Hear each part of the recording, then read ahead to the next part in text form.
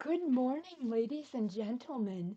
Today is a very special day because we're meeting with Patty Miller, who's the president of Millernet HR and Business Solutions. And they're helping businesses with expert fractional HR expertise on demand. So we're going to let her tell us about that. Thank you so much, Patty, for being here. I so appreciate your presence. And I'm excited to find out about Millernet HR and Business Solutions. So, we're going to start by asking you for a little bit about your background and your role at Millernet HR Business Solutions, please.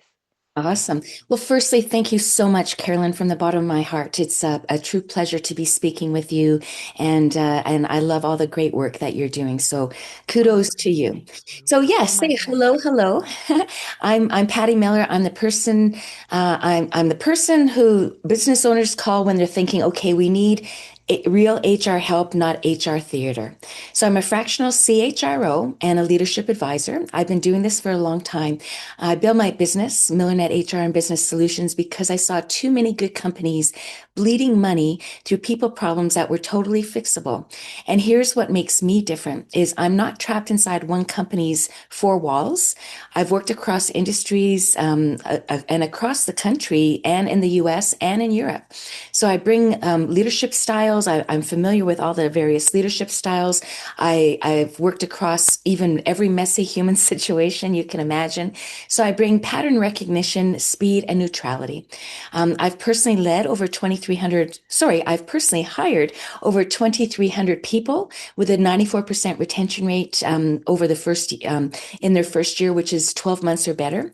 And so when I say I know how it works, I truly mean I know how it works because I live on the other side of this desk for decades. So my role is simple. I help good businesses become great by getting their people, process, and policy working together instead of fighting each other. Thank you so much for that. So, I just want to point out too to our listeners that Patty is from Calgary, Alberta, Canada. Mhm. So she's not our typical guest from the States. Um, Patty, could you tell us a little bit about Millernet HR and Business Solutions mission and values? Okay. So MillerNet exists for one reason, to make leaders' lives easier and companies more profitable by fixing what's actually going on underneath the surface. My mission is to bring expert HR on demand and the kind of HR that protects the business, strengthens the culture, and makes performance normal, not dramatic. So value-wise, I'm very big on straight talk with respect. I'm kind, but I'm not fluffy. I'm very big on accountability because nice without standards is how companies get sued. So I'm always thinking of protecting and fairness. So real fairness, not everyone gets the same. And I mean, it's through clarity, consistency and follow through, so it's not necessarily a 50-50, but it's got to be fair. And I'm also very big on honesty and courage. So leaders need courage, employees need courage, and companies need systems that support courage. I'm a very big believer on that. So I don't sell HR policies, I sell confidence so leaders can make decisions without that 2 a.m. anxiety spiral that's keeping them awake at night. Excellent. Fair enough. Fair enough. Can you tell us about a little bit more about your products and yeah, tell us about like your signature product especially and Mhm. Well, yeah. I'm always evolving and because I'm very nimble, I don't have to stay within the four, like in my lane, so to speak. I can get very creative. And that has really allowed me to be a business consultant that's why it's MillerNet HR and Business Solutions, because I do bring business solutions to you. So I look at where do you make your money? And what's potentially sabotaging you from making as much money as possible. And that always goes to three things. And I call it with my 3P lens. So it's either your people, your process, or your policy. So being a fractional HR expert on demand, you get the brains of a senior HR executive without paying for a full-time one. So I've built It's built for businesses that are growing, changing, or quietly suffering, and they don't want to wait. They don't want to wait until something blows up, and that's where I come into play. So I combine that with diagnostics tools. I'm very proficient in a profiling tool called Core Values Index, and I'm also very strong on leadership coaching. So we're not guessing, we're not arguing about personalities. We're dealing with what's real. So clients love this because it's practical, it's fast, and it saves money usually way more than it costs because we stop the leaks. So I stop and I help reduce turnover. I improve underperformance. I reduce drama and politics. And I also increase leaders from wasting time managing the same issues in 14 different ways with maybe two or three people. So I really help streamline the processes. And I have fabulous stories where I have saved companies. One company, I saved them literally $100,000 in 1 month because of extreme time theft. And so there was, there was the people, the process, and the policy that were not all working together. So I was the bad cop, put in a new banked time policy, and that you Yeah. cannot work without approval from the supervisor, because that's what the employees were doing is they were working longer hours so they can get the time and a half or double time. And that's where, it completely changed for the better for the business. So I love to be what's practical, what's fast, what saves money, and usually more than it costs because we stop the leak is what I mentioned. Yeah. I love it, Patty. Excellent. Actually, that's my next question. You mentioned you have a few stories, a few fabulous stories to tell. So I'm asking specifically for a fabulous story like the one you just told us about the value you have brought to a company Oh, delivering your okay. products. Yeah. Well, a quick case study. I was working with an electrical engineering firm, and they were building satellite systems for the oil and gas industry. And so this is a perfect example of how I came in. I do what's called a vitality pulse review. It's like a HR MRI, where I find out what's working, what's not. And I'm meeting one-on-one with a number of employees, and I like to get a sample of tenured employees and new hires and throughout the company. And then I start to find out what's working, what's not working, what's the source of stress, what ideas do you have to solve anything. In this particular situation, it was becoming very apparent that the engineering team, which are fabulous, were sabotaging the success of manufacturing. And manufacturing, when they could ship, that's when they can invoice, and that's where they made their money. So we needed to ship with that. That was the thing. We needed to get the products out of the building as quickly as possible because that's what they do. And engineering would go down and they would start taking various tools out of the shop and bringing it to their place. And then they were not bringing back the tools, so it was sabotaging success. They were also the tools because they were all over the building. They would just go and buy new ones, and so there was a lot of overrun when it comes to cost on these sometimes very expensive tools. So I found out there was time situations happening. And in fact, the president, when I'm asking, let's say some of the engineers, what's the source of stress, etc.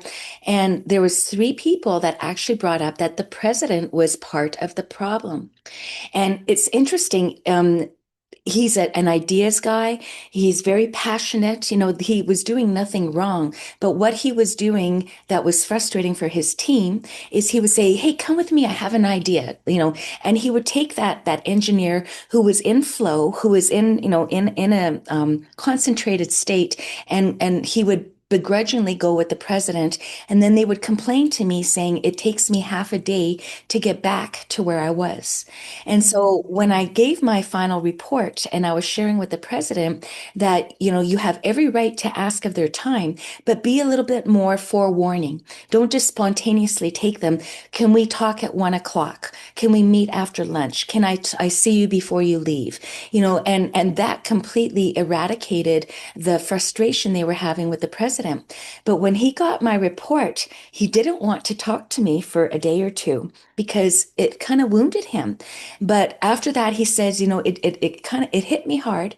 He said, yeah. but I really needed to hear this. And he became a more Well, a more confident leader. And so that's an example of what I like to see. So the biggest trends that I'm seeing is leaders are done pretending. So they're done with the performative culture. They're done with the vague job expectations, done with we're a family while people are burning out and no one says what needs to be said. So some of the shifts I'm seeing is employees want clarity and growth, not just perks. They don't need a foosball table and they don't need a bike, right? And leaders are craving a playbook because managing people has gotten more complex fast.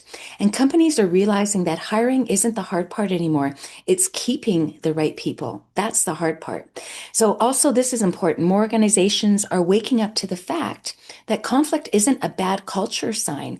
It's a leadership system sign.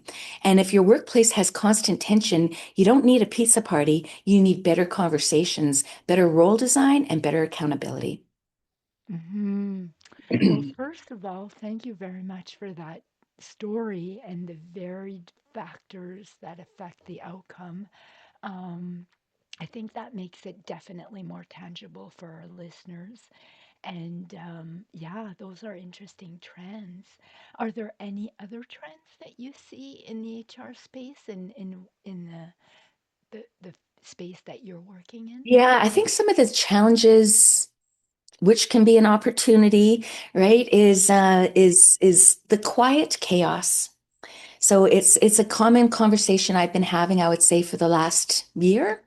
And it's a sneaky situation where the company looks fine on paper, revenue's good, clients are okay, but internally, So people are confused, roles are blurry, performance is inconsistent, and leadership is exhausted. And if you don't have role clarity, then you have all kinds of personalities on the team. And there are some personalities that will follow the rules, so to speak. And then there's other personalities who want to push the boundaries, and that's not always a bad thing. But if you're wanting to push the boundaries and you don't have clarity, then you start to get more quiet chaos that's happening, and you have egos and you have conflict that starts to come into play. And so that's where I'm really helping to try uh, and obliterate it. So this opportunity is massive. If we can clean up expectation, tighten the communication, and get the right people in the right seats, companies can scale without the emotional tax. And that's what I'm really having. We're all taxed too much. Let's take the emotional tax off of us as well. So when leaders learn how to be clear and human without apologizing for standards, everything changes. Morale improves, retention, Mm, productivity, culture, and yes, profit. It's not an evil word to say profit. So I'm helping companies be as profitable as possible. yeah, that sounds like a major internal problem, actually, what you It, described about yeah, cleanup. it really is. And I'm dealing with the C-suite. I'm dealing with founders of businesses. I'm dealing with, tenured, 20-year employees. I just put a senior um, 20-year employee. He's a project manager in an architectural firm on a PIP. And, he's a project manager and he himself was burning 60% of his own hours on the project and he's the project manager, right? So yes, the company let it go too long. He didn't, he was not, people don't show up to go, I'm going to screw up today. People don't think that for, I would say 99% of the time. People want to add value. People want to know that they're making a contribution. And leaders owe it to their people to help them. It's either attitude or aptitude. So Mhm. attitude is two things. It's either positive, they got a good attitude, or maybe not the best attitude. And those are two different conversations. And aptitude is different too. They either know it or they don't know it. So one, you need to train them, and two, or you need to find out what the issues are. So it's attitude or aptitude is what I find is happening. Thank you, Patty. How about your growth strategy? Is any of this and any of these trends affecting your growth strategy for Millernet HR and Business Solutions? Yeah, that I love that question, and I'm very excited for 2026 for my growth. Um, I mentioned earlier that I do profiling with a tool called Core Values Index. I mentioned that I'm very big on wanting to get the right people in the right seats. So I have this program, and it really is my HR MRI, where I go and I would do that pulse review, find out what's happening. But then I can help understand if the people are wired to do the work they're asked for. So going back to that project manager I put on a performance improvement plan, he was not wired for the work he was asked to do. He wanted to just be technical. And what comes with project management? People problems. He had the people problems. He had the profit and loss.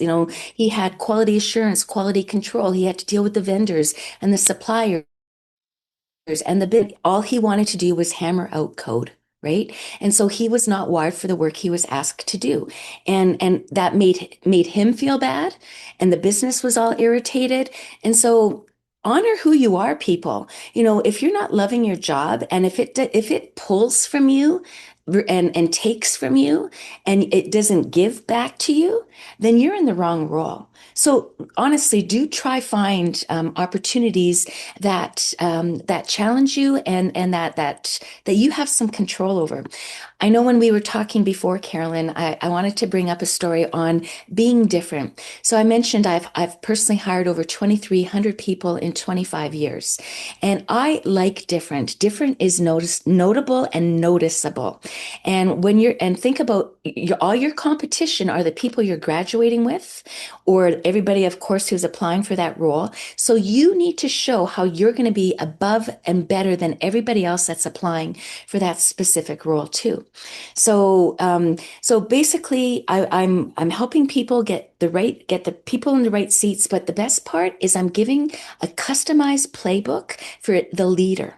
And so based on how that leader is wired, and then I'm giving him or her a playbook of everybody that they're leading on their team on how they are wired and how he or she can best support them, lead them, coach them, reduce conflict, improve communication, improve morale, improve profits. And then all of the individuals, they get an understanding of how they are wired and how they best work with their leader. And it is bridging and minimizing communication gaps. And I'm seeing changes within a week. And attitudes. You could just feel everybody blooming. So that's. I'm very proud that that's going to be a big part of this year. And I'm also going into companies that are where employers and companies are choosing intentional leadership, or it's going to be constant turnover. So businesses that win will be the ones that stop treating HR like paperwork and start treating this like performance systems. And as for me, over the next 6 to 12 months, I'm doubling down on scaling what I do best. That's expanding my fractional CHRO network with owners and senior leadership teams, doing more leadership development tied to real business outcomes, and building more done with you tools like playbooks and team agreements, role clarity frameworks. So leaders aren't reinventing the wheel every week, every month, every year. And honestly, my goal is simple: to make it normal for workplaces to be healthy, direct, and high performing without the drama. Because being nice isn't the goal, it's about being effective while treating people with dignity. That's the goal. Hmm. Wow, it's been incredible speaking with you. Thank you so much. And I love what you're doing with your MRI Yeah, because because we all have special gifts, and that's what gives us our strengths, right? right. And that's what makes us unique. And I think also I'm on the same page as you when it comes to you have to sort of leverage that uniqueness. But Yeah. sometimes it happens by accident, that you're hired for something else or you're just not aware of it. So I love that you're making people aware of it. Yeah. And in we were talking a bit about being different. And my mother, when I was 16 years old, she said, and I love her, but she sometimes could be a little bit blunt, and I love that about her too. And she says, Patty, she knew I wanted to find a retail job. And she says, you know, walk into the mall, figure out who you want to work for and then go, and this is what she said, and go bug the hell out of them till they give you a job. I'm like, okay, marching orders, have my marching orders, you know. And so I walk into the mall and I'm kind of pooping my pants. And I'm only 16 and I walked literally to the first store that was right there. And then I asked to speak with the store manager. He came out. I said, I'm Patty and I would like to work here. Do you have any job openings? And he said, actually, I don't. And I said, okay, well, I'll come back next week to see if things change. So I did. And I'm like, there was a big part of me that didn't want to show up, but I knew that he was checking to see if I was going to come back, right? Yes. So I did come back the following week and I said, do you have, it's me again. And you can see him kind of going, she came back, and he said, no, I'm sorry, I don't have any more opportunities here. And I said, okay, I'll see you next week. So I come, and he goes, and I said, hi, Mike, it's me. And he goes, Patty, I have opportunity right now. Can you start right now? And I'm like, I'm just like in jeans and a sweatshirt. I just came from school, right? And he said, and I told him, I go, I'm not dressed for work. And he says, buy whatever you want in the store and I'll give you 50% off. And I started it right then and there. And so, Wow. push your network, go out there, push your comfort zone. And I made that opportunity happen for myself. Another time I did something similar. I got let go, and being let go is not it is not the evil thing that it used to be all those years ago. And early in my HR career, I was selling HR services, and I was a headhunter and recruiter. And the company I was working for lost a massive client, and they were doing big layoffs. So I got let go, and I thought, okay, I want to work with a company that has good financial backing because. That's why I was released is because they didn't have the financial. And so I called up, I called up the manager of another staffing firm and I said, I'm always been in the top 10% and I want a desk in your office. Well, actually, I have to back. I asked if he had time for my 30-second elevator ride. And this was a phone call. He goes, actually, I don't. He goes, can you call tomorrow? And I'm like, oh, crap. So I called again tomorrow, pooping my pants. And I said, I'm Patty. I've always been in the top 10% of my game, so to speak. And I, went on a little bit about me. And I said, and I want a desk in your office.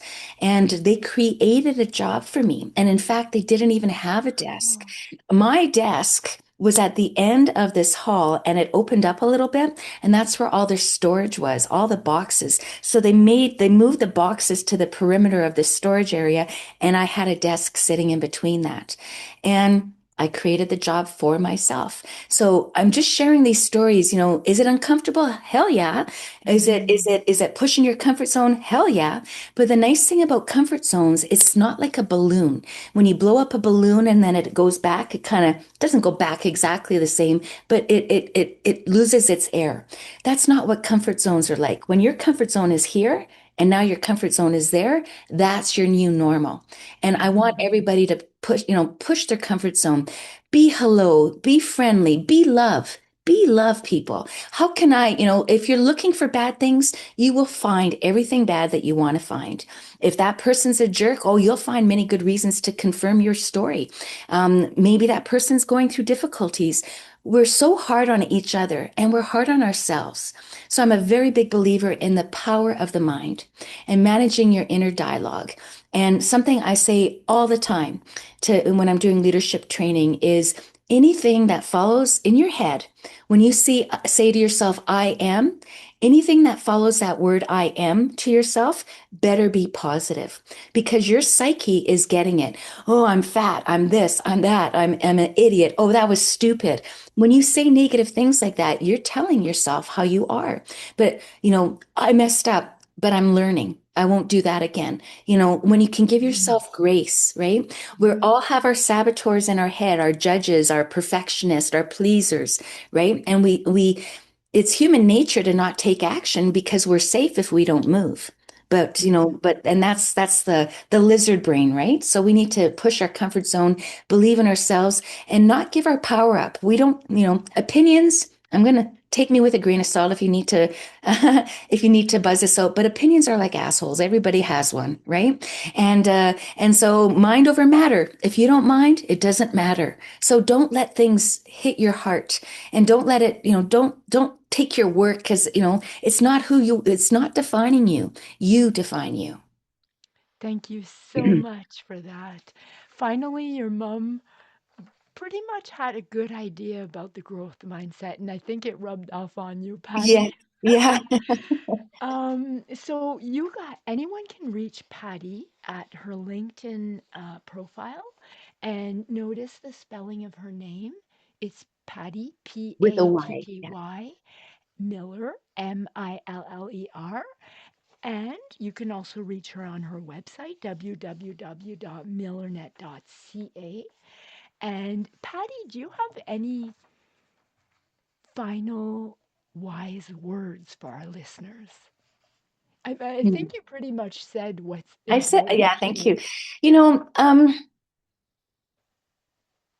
I think we all get bogged down in life, right? Wake up, get your coffee or not, do your thing, and push your comfort zone. I'm sitting right now, but when we were talking before, I was on my walking pad, I believe, or was I not? But I bought a walking pad, and it's the best thing I did. I'm getting around 15,000 steps a day. It was very inexpensive at $180 on Amazon. So I have a sit stand desk, and I guess what I'm saying is push your comfort zone, make your work life part of your life, right? Hmm. Get a walking pad, go for a walk, get some sun on your face, for lunch, right? Push your comfort zone, go do things that give you joy. And I think that's really it is it's a very, we've never been more polarized for me, I perceive, in my entire life. And I was getting very triggered actually with politics. And now I put my own head in I got into my own head, and I am not letting all of those things that I see hit me. It reflects off me, and I know I'm going to be better than awesome. And so I'm not letting it trigger me, because I think right now we've got people who could be on the keyboard and they're very rude, hit send, and they would never talk to anybody like that in person. They would never talk to their colleague like that. Hmm. Right. So, giving yourself more grace and having more kindness, I think, is really the best way to start. And giving people, and what I mean by grace, the benefit of the doubt. That's what that means. Give them the benefit of the doubt. Nobody, as I say, is trying to be a jerk. And you might be perceiving it differently. If your manager didn't say good morning to you in the morning, he doesn't like me. Don't be like that. Why work that up in yourself? It's silly, right? Hmm. Yeah. Well, thank you so, so very much. It's been an honor to have you on the show, and I really appreciate you. Thank you, Patty. Thank you so much. I appreciate you. Thank you, everyone. Have a wonderful day. You too.